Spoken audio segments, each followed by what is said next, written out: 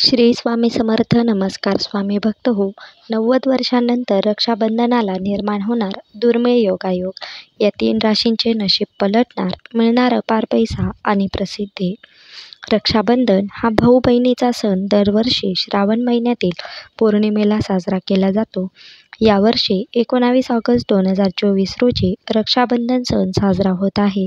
यंदा रक्षाबंधन हा सण श्रावणीसारख्या शुभ मुहूर्तावर साजरा होत आहे. तसेच संध्याकाळी राजपंचक निर्माण होत आहे, जो अत्यंत शुभ मानला जातो. एवढेच नाही तर सुमारे 90 वर्षांनंतर असे शुभ योग या दिवशी तयार होत आहेत. अशा परिस्थितीत काही राशीच्या लोकांना विशेष लाभ होणार आहे.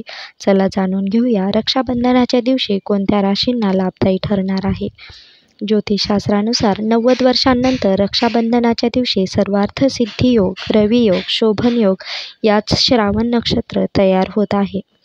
तसेच श्रावणचा शेवटचा सोमवार असल्याने चंद्र कुंभ राशीत प्रवेश करेल. चंद्राचा स्वामी स्वतः आदिदेव भोलेनाथ आहे. कुंभ ही शनीच्या राशीत आहे.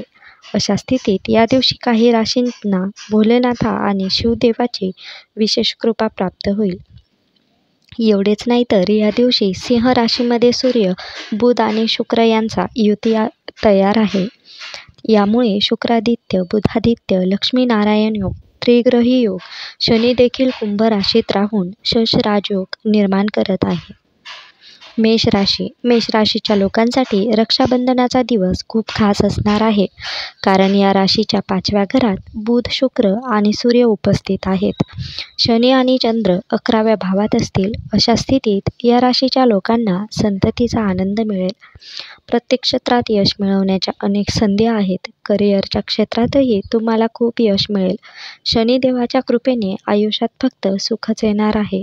भावा बहिणींमध्ये प्रेम वाढेल, त्यामुळे कमाईचे अनेक स्रोत घडू शकतात.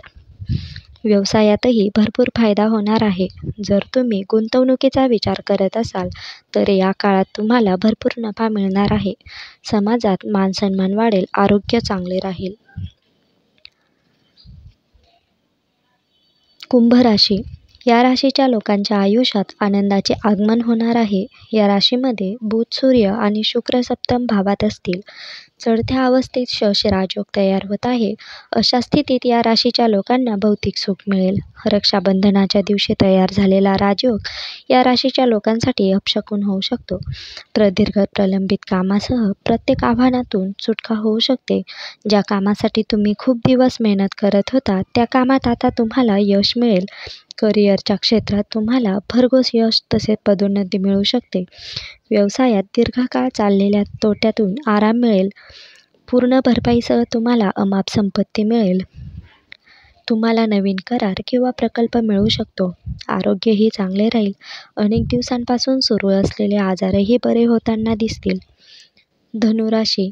या राशीमध्ये 9व्या घरात राजयोग तयार होत आहे. अशा परिस्थितीत या राशीच्या लोकांना नशिबाची पूर्ण साथ मिळेल. परदेशी स्रोतातून तुम्हाला भरपूर आर्थिक लाभ मिळू शकतो. तुम्हाला नफा मिळवण्यासाठी अनेक ऑफर मिळू शकतात. नोकरदारांसाठी हा सण खूप भाग्यवान ठरू शकतो. तुम्ही परदेशात काम करण्याचा विचार करत असाल तर ते तुमचे ध्येय असू शकते. आर्थिक स्थिती चांगली राहील. उत्पन्नाचे नवीन स्रोत उघडतील. आरोग्य चांगले राहील. व्हिडिओ आवडल्यास जास्तीत जास्त शेअर करा. चॅनलला सबस्क्राईब करा. श्री स्वामी समर्थ. जय जय स्वामी समर्थ. धन्यवाद.